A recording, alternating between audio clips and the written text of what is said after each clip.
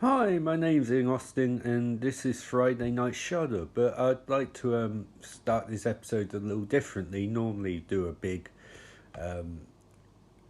reasonably big, elaborate bit of elongation with Friday Night Shudder, but there's an announcement in style Vince McMahon. But and I know it's a little late, given when I recorded last week's episodes before I found out. But yeah, Stan Lee passed away last week. Um, I really don't know what to say. This is a horror comics recap of a DC comic book, but I don't think you can even mention comic books without Stan Lee having some sort of influence or aesthetic. He changed the entire medium of comic books. All characters he created. It's hard putting words really. He created an entire universe, and he changed comic books, and I think a lot of comic books that came after him, particularly like this and Blackest Night even, because it's a comic book encompassing an entire universe, and that's something that he really started, that sense of continuity and all heroes coming together, and all being part of the same universe and being friends and merging and cross promoting each other's comic books. So yeah, it's really, really sucks. In some ways, it sucks. In other ways, you just think how many years he had and how he saw his characters come to fruition and how he saw his influence spread and how he was alive to see Avengers Infinity War and know that his characters endured 50 years later and made over $1 billion and was critically acclaimed and possibly the one of the best big budget movies in recent memory. So it sucks, but I just thought before I get into how fun this issue is, I'll just say a quick thank you, Stan Lee. He influenced a lot of people who grew up reading his comics. I didn't grow up as a child reading them. I knew of them, but I really got into them at like the age of 16, 17. I started reading Daredevil. I actually have a the reproduced volume of his original Daredevil run, and I think it's fantastic. I mean, I loved it so much that I actually wrote a web series, just scripts. No, wasn't produced visually. It was just put scripts up online as a series. I actually wrote a series, and I based it on that particular run. Not as good because it's Stan Lee, but I think we generally just have to come to realization that he was not just a good comic book writer. He's one of the best writers in the history. I mean, the sheer genres he jumps. Like you've got Thor, which is the classical mysticism and Norse mythology. You've got Hulk, which is rooted in horror. It's kind of the Jekyll and Hyde thing. You got Daredevil, which was a superhero who's a lawyer, who's a superhero a man dressed up in devil costume, who's also a lawyer. So you got all of that: a vigilante, a Catholic, and lawyers. X Men, which was literally a pathos of do not judge people for how they look, judge them by what they do. You got Spider-Man, which basically started the teen superhero thing, and also in a lot of ways, stuff like Spider-Man influenced a lot of stuff like later on Harry Potter and stuff like that, because it was essentially you see a kid given this power, and it's how is he going to use it. Black Panther, just so many, and I don't think any of us are trying to diminish the work of people like Jack Kirby and Steve Ditko, because they did an amazing job, but you can't diminish Stan Lee's importance. You can't. So yeah, thank you, Stan, and I cannot wait to see your last few cameos in the Marvel Cinematic Universe, because apparently he's got 3 left. So, Stan Lee, God bless him. He not even death can slow him down. It seems like. Anyway, so I'm just recording this the Blackest Night episode issue 3 recaps coming up soon, and I hope you enjoy it. Because if Stanley taught us anything, it's that comic books can change the world. Might not seem like it, but they can, and even silly ones like this can. So that's coming up right now. Hope you enjoy it.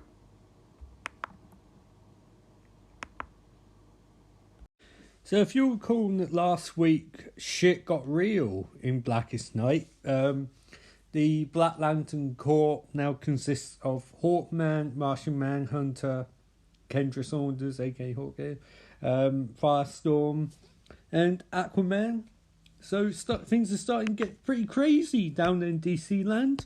But anyway, here we go with the new issue.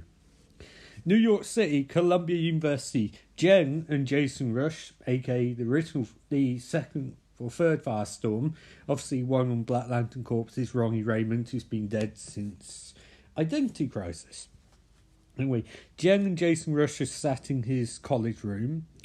Jason starts, Jen, I can't go to the movies, I have to get back to studying. But you've been studying all night, Jason. And I still have to memorise the chemical formula for fire retardant, or if there's a huge inferno somewhere. Whenever you're obsessed over your flashcards, Jason, that means something's bothering you. It's nothing. You barely said anything at dinner. I didn't feel like talking. Can you talk now, please? It's worth noting originally this was going to be two of them making out, but they decided no, they would be responsible college students. As emphasised by Jason's signs he's put up, talking about laundry, when chemistry club is, and the periodic table flashcards he's got on bed. Jen, I just started college. You're barely out of high school. I'm not ready to get engaged.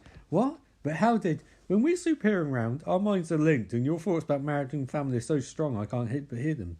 It's just I like you so much, Jason. Since I met you, everything's been so great. It's hard not to think about our future. My God, she's going to die, isn't she? That's it. She's going to die.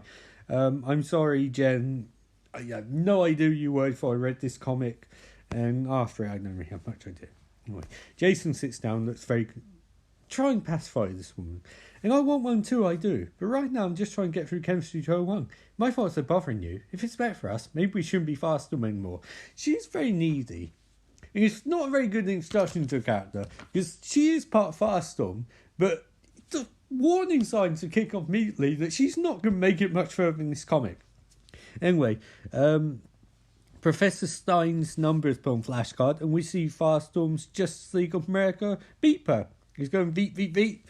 Jason looks conflicted. Jen looks very scared. Gotham City. Elongated man is causing ruckus. You were right. Going public with my secret identity way back when? Not best I ever had, was it, Sue? He says as he punches Flash in the face. You have worms in your E-Man? I call dibs on Flash. The Scarlet Speedster and Stretchable Sleuth have been pals since the wit famous Elongated man crafted his first cage match stick. If anyone's tongue on Barry's heartstrings, it's going to be me. Come on, Barry, give your old ducktail power hug. And before you say it, I'll say it. Oh, Ralph, don't you worry your bounced little brain. Everything worked out for the best, says Sue. As Green Lantern tries to murder Firestorm, the original Ron Raymond one, with a mace and a shield. Flash and Green Lantern managing to hold off Elongated Man, Martian Manhunter, Firestorm, and two Hawks. That's pretty impressive. I'd rather be spilling Green Arrow's blood, both so for your papa's ass, Jordan. Make him use his weird power, Kyler. Make Hal fight back, it gets me hot, says Hawkeye. That I don't think I want to see, says Hal Jordan, speaking for all of us, as he's finding off Hawkman who's trying to murder him with his own mace. Spill it, Barry. See me. What are you feeling? Low fear, low hope. Whoever did this, you crossed one hell of a line. Oh, anger. I like it, says Elongated man. As Flash tries to run away from him and starts spinning his hands crazily, trying to knock the others off position. I can't believe I didn't know this before, Flash. You're a lot like Professor Stein, says Firestorm. The dude, bro. You're both boring old dudes who know all about chemicals and gigawatts and junk.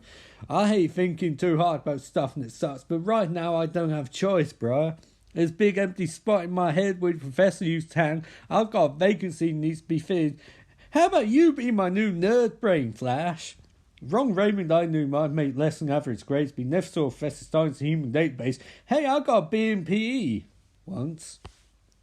Says Firestorm, as he tries to punch a hole through Barry's chest, and Barry vibrates his moracles so much he turns intangible briefly. You want to try an experiment, Firestorm? Let's see what happens when I take this black ring off, says Barry as he starts trying to do that. Says Firestorm as the ring's ripped off his fingers by Barry. Power levels 50.32%. He will rise, Invader. There's nothing you can do to stop it, bruh. How? The brains have grown roots into their bodies like plants, says Barry, who's delivering his exposition this month. We're all connected, Barry, including you, says Martian Manhunter. They reformed their damaged tower. Their power levels sound like they're increasing. Any more ideas on how to stop them? None at the moment, says Hal Jordan, as Hawkman smashes his thing, his shield with mace, so shutting window. Then I guess we're all in the dark. Holy shit! Ray Palmer jumps out of a ring. He's the Atom, if you can't remember. A man who, like Ant-Man, but cooler. I hate being in dark, says Ray, as he jumps out of Hawkman's ring and punches him in the face with a tiny fist. Ray, where'd you come from, asks Hal. I jumped through the phone line Carter's, hoping to have a little heart. He took it literally. I jumped down into his ring, got a bad look. It's nothing like yours, Hal, says Ray Palmer, very out of breath, as Hal Jordan smashes Hawkman with a maze. Gigantic Green Lantern construct maze. We get some narration exposition by Ray now, as he discusses his time in the ring, and also get a really cool drawing of what the inside of the ring is, which is like a porous substance with loads of emotional spectrum energy bouncing around. The ring has the same porous structure as bones or dark matter, the unseen skeletal anatomy of the universe. It's laced with microscopic wormholes that are channeling some kind of energy to who knows where, who knows why. I love comic books for this shit because that is so bizarre in the best possible way, you know? Like, it doesn't really make much sense, but it's so cool to hear. Why do these things go off Carter and Kendra first? My best friend's dead, Hal, and I don't think he's coming back this time, says Ray, who we see in close-up now has a black eye and half his mask missing and looks really messed up. His eyes kind of swelling, left eye's kind of swelling shut. He looks really, really banged up. Meanwhile, in Washington, D.C., headquarters of Justice League of America, which is deserted and dark and dimly lit. Hello? Hello, is anyone there? Says the third Firestorm, Jason Rush. Someone turned on the emergency signal, Jason. Who do you think it was? Well, use Aquaman's code. Aquaman's dead. This Jen. How the fuck? Oh yeah, he's already dead before this. Okay. Anyway, they're in Firestorm makeup, so Jason. It's got the appearance of Jason Rush, but Jen's in his head. She's like the tech support, and he's the main superhero. It's totally creeping me out, says Jen. Yes, says me too. As they look at a bunch of screens, and we'll try and go over screens. In Manhattan, Justice Society of America is trying to fend off zombies. In Karndark, the amount of continuity to understand this. Black Adam got married to Isis and had a woman named Isis and had his brother-in-law Osiris. Well, Isis and Osiris were both murdered by the Four Horsemen. And Osiris has come back in Karndark, so he's on screen. Gotham City bat signals displayed in the sky was kind of warped. Iron Heights Prison, which is the prison near Central City and what's the other one? Keystone City, where the Flash's bad guys are put. On another screen, we see the giant Spectre looking for Hal Jordan. In Smallville, which is Clark Kent's hometown, is aflamed and cars crashed. In Moscow, the Rocket Reds are trying to fend off one of their former co-members. In San Francisco, where Titans are based, a bunch of zombies attack Titan's tower. In Washington, D.C., we see the unknown soldiers risen from grave, and he's saying he has a name as a bunch of cops try to shoot him. My God, something's come out of the tomb of the unknown. It's the... And then it cuts. And then all the screens go dead. Jason, what was that? There's flames and pound the screen. Oh shit, Mira stabs Jason through costume with a trident. And impales him to the wall. Aquawoman asked Jason. No, not Aquawoman. Mirror. You triggered the signal? Yes. You? You're in the firestorm? Question mark. What's happening? Asked Jason. The dead are rising, Jason. You heard it. You saw it on the screen, says Jen. Will you lower the volume, Jen? Come on, you're being ridiculous. And very loud. Whoever's in there, if you ask Mirror, tell them calm down. She's not really asking, she's saying. You can't panic. You can't let yourself feel anything, she says. Why? Asked Jason. Because there's those things out there. I ran from them. I was forced inland. When I kept focused and centered, they're trouble following me. They're like sharks, Firestorm. You splashing water, they'll sense it, and then they'll consume you. Who'll consume you? Who would consume? Asked Jason. The dead, says Mirror, as we see a bunch of random heroes, suit villains, graves. I'm not going to mention them. They're not important. Literally, I don't know who these fucking people are. Although, with one called Kenny Braveman, which I thought was A.K. Conduit, which I sort of said Kenny Beaverman for a second. These sort of characters you see on Flash is like one-off bad guys, the TV show. Ray, stay with us, asked Hal. You've got to regroup, Hal. Let me zip us out of here. Get bearings, Clark and Diana, Wally and Jay. They're your bearings?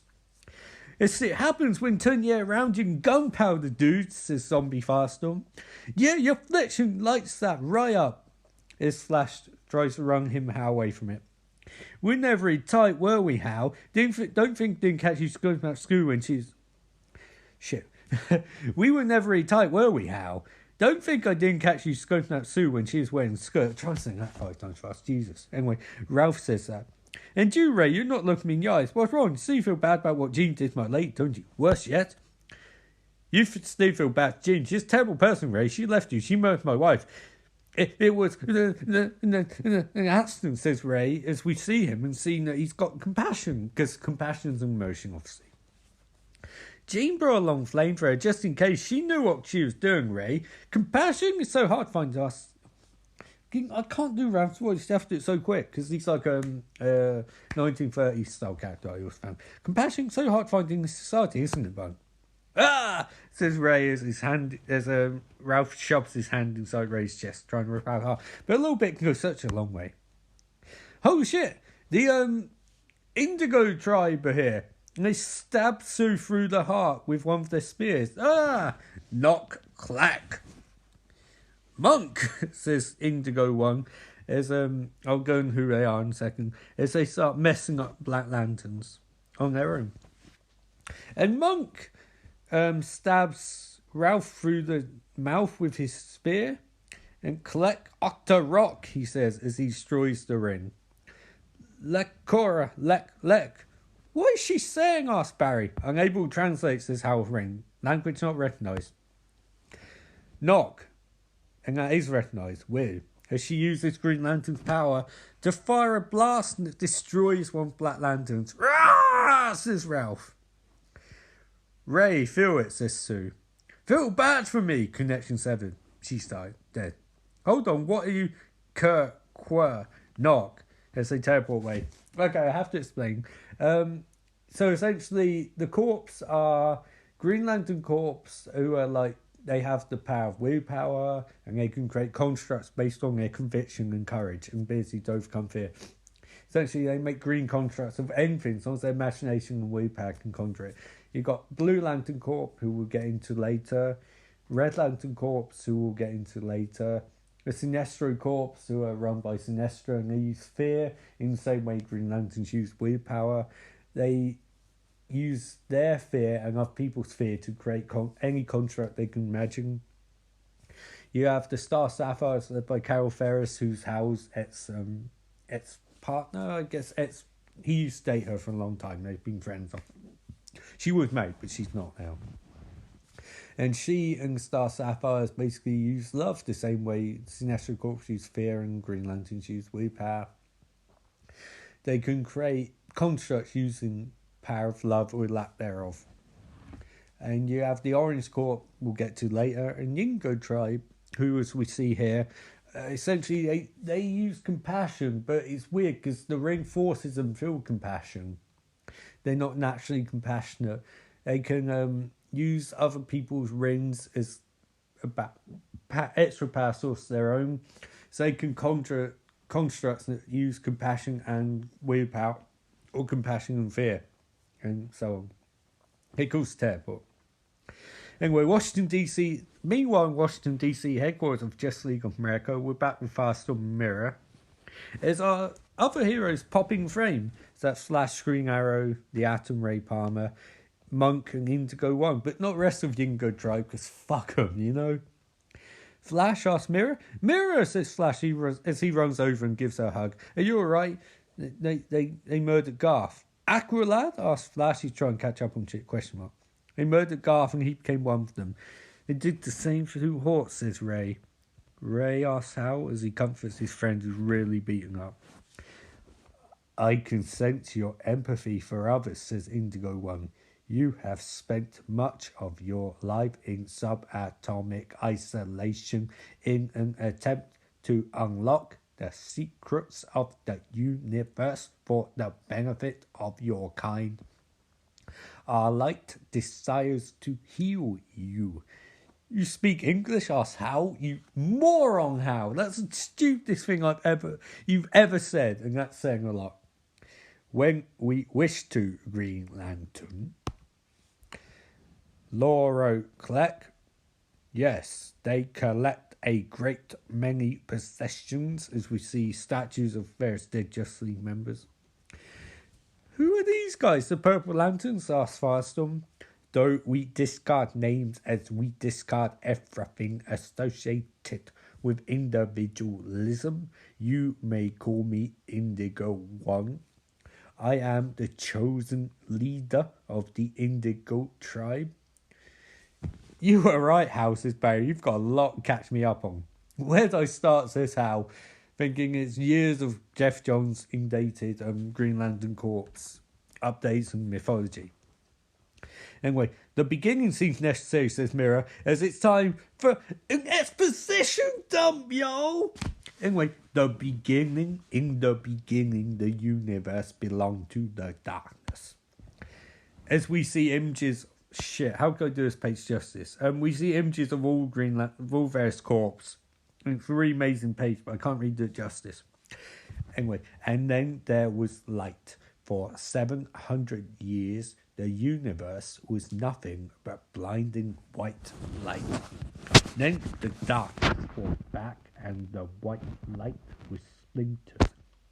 Every sentient being born from the light now contributes to its emotional spectrum.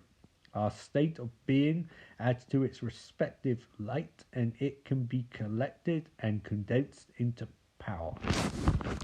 Today, the red rage all life feels is harnessed by an ancient enemy of the Guardians of the Universe, Atrocitus, and his pack of red lanterns. The orange light of avarice has been claimed, like the lives of the Orange Lanterns, by the obsessive and gluttonous Laughlys.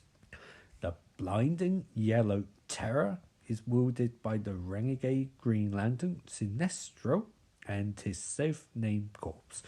The balance of the spectrum and the essential light to destroying the Black Lanterns shines in the hands of the Green Lantern Corps. The glow of blue hope is on the verge of extinction, kept alive only by the undying faith of Saint Walker and a handful of others. And the violet throes of love empower the Star Sapphires, who attempt to convert all to their way of being. I'm sorry, guys. Fucking comic books are ridiculous sometimes, but they are great. Comic books and wrestling are so stupid and so earnest, but so wonderful. Even when they're bad, they're great. My tribe maintains the indigo light of compassion, which sadly remains elusive to most beings. That's not true. Today, the darkness fights back again. It's begun an assault on the corpse. Their home planets are under attack by the Black Lanterns. So they're invading Corp's home planets. Why are they invading Earth, asked Jen.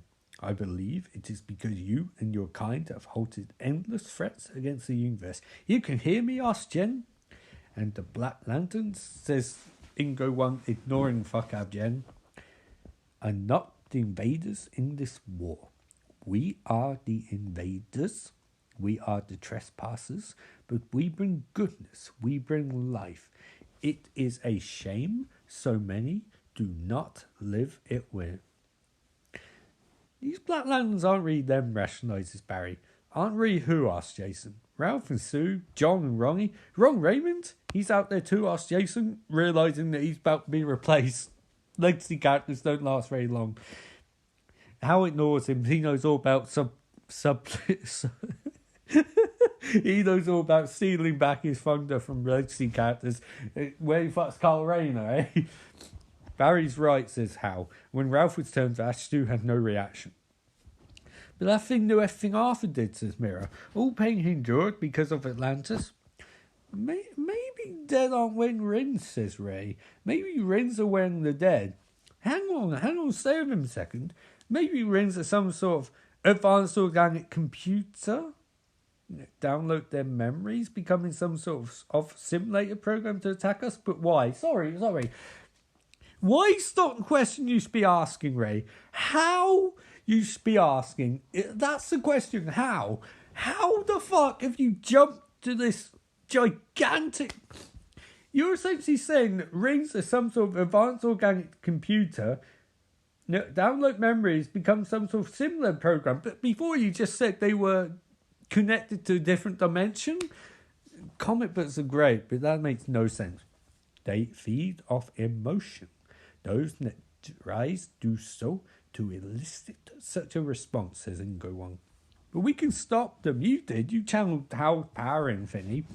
Green light, reinforced with another such as ours, will neutralize the black rings and leave them susceptible to conventional damage.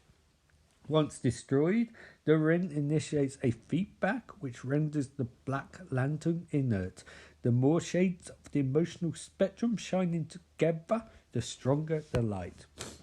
It doesn't really explain a goddamn thing, by the way. That is why we all have come to you, Green Lantern. Together, the Seven Corps can replicate the white light of creation. I'm sorry. What? Together, we will be capable of locating and destroying the source of the black rings.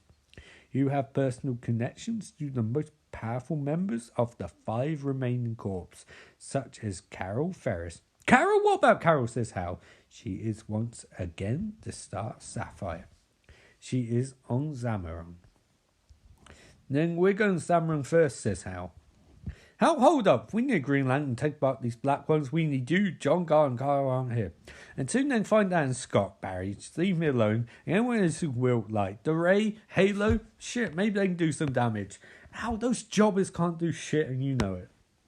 We need more than that. Death is literally sweeping across the universe. No, Death is not literally sweeping across the universe. Or the Earth. Necron is. Death is over in Sandman, ignoring all this shit. There is literally a personification of Death in DC Universe above the other ones.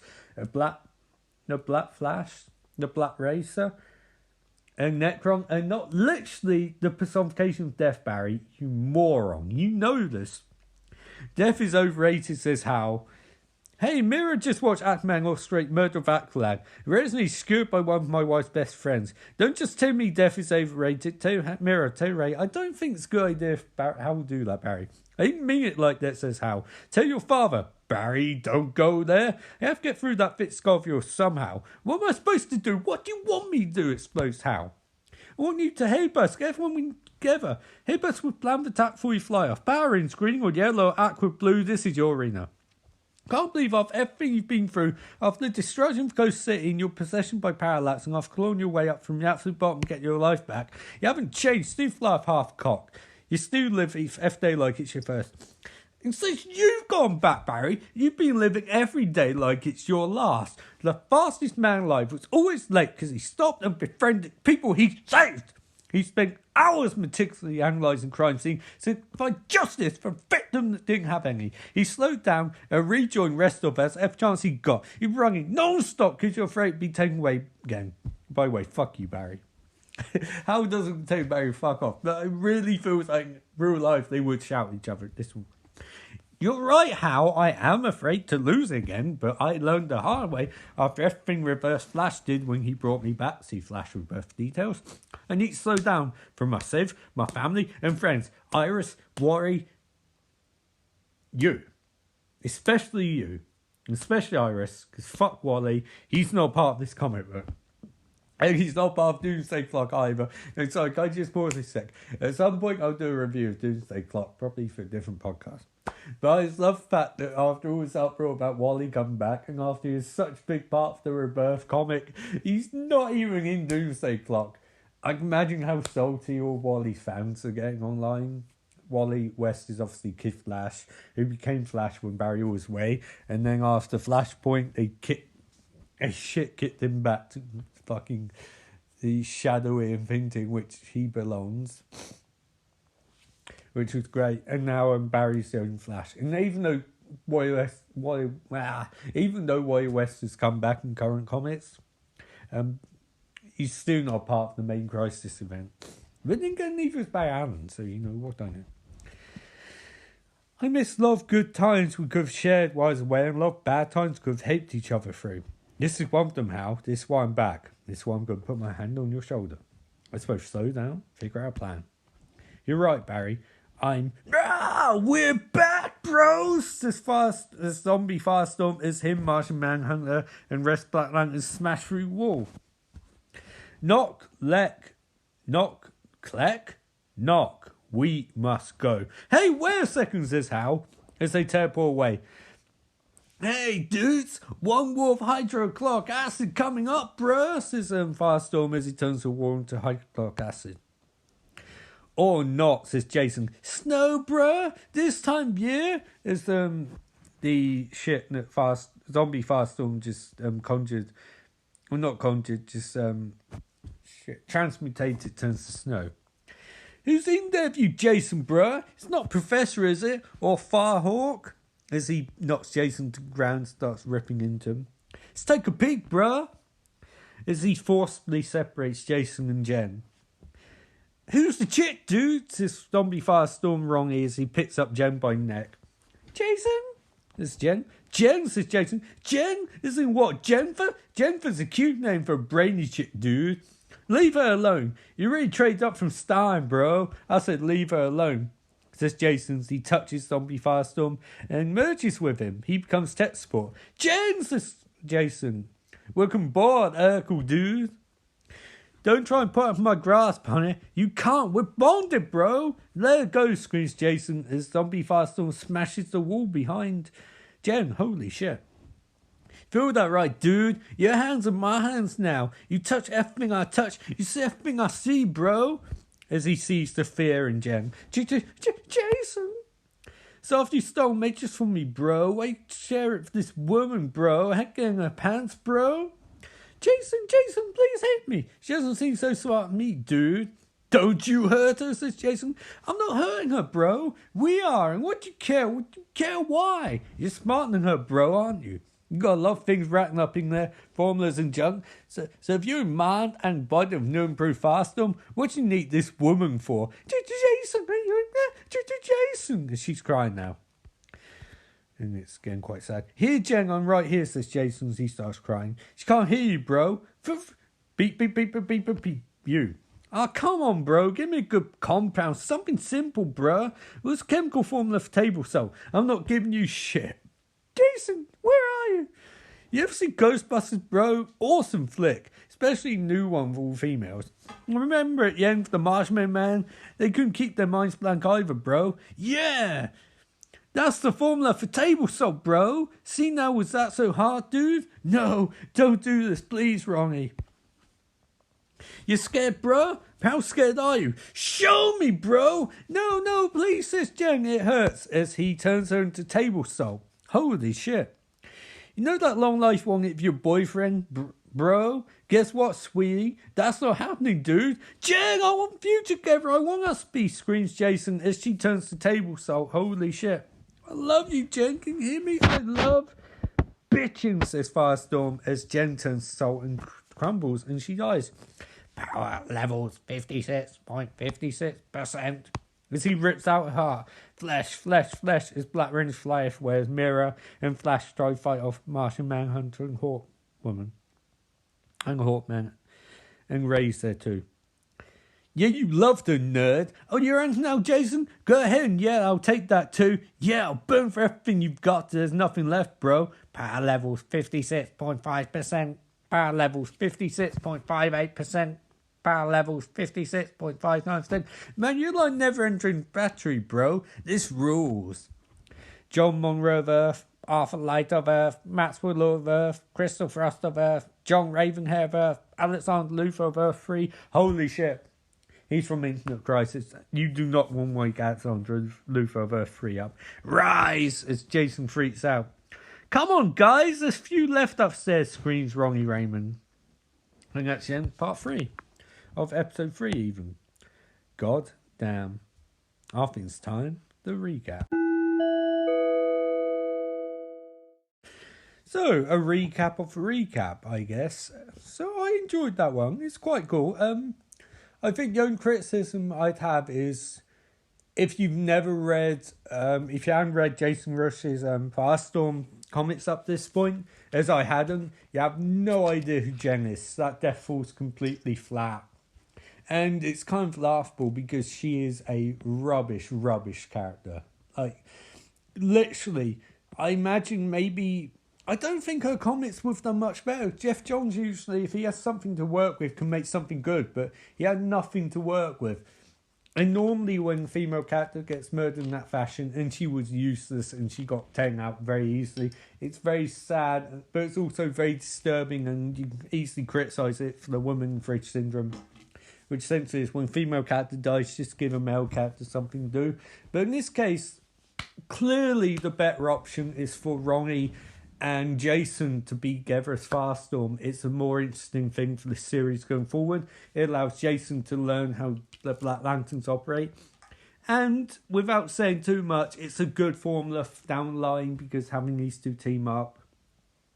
As Firestorm, you get the old and new in the same comic. It's quite interesting. So and on one hand, you can say that it would have been better if they found a way to separate her without killing her. But then again, on the other hand, I think her character sucks so much, and she's so poorly written that it doesn't really, even listen. I'm not really bothered. Like, I don't find it sad. I find it ludicrous that she was there to start off with. I mean, the idea of having a boyfriend, male and female in Firestorm, set up at the same time who are dating is interesting, but the execution's really poor in that one. Other parts, I thought Ingo Drive stuff was interesting. I love that little monologue they give about history of the universe, even though it's all bollocks. Even by DC standards, it's horseshit. But I thought it was interesting to listen to. And, hopefully you'll find it interesting to listen to. I found it interesting to say. But the actual issue kind of spinning its hooks a bit. Like, there's not much forward momentum this week. It seems like we're heading somewhere, but there's no mention of Black Hand, and it seems to be adding Jason Firestorm and giving our team a mission, separate missions like the Ingo Drive and Hal Jordan and Barry and Mirror and Ray, setting up stuff happen later on. So yeah, it's pretty good, but not, except for the Ingo Drive, we haven't really jumped that far from last issue. But I enjoyed it. And looking forward, because I remember it gets really crazy very soon. Anyway, this was another episode of Friday Night Shadow Horror Comics Blackest Night, and I'll see you next week for episode 4, and issue 4. Until then, remember, life is beautiful.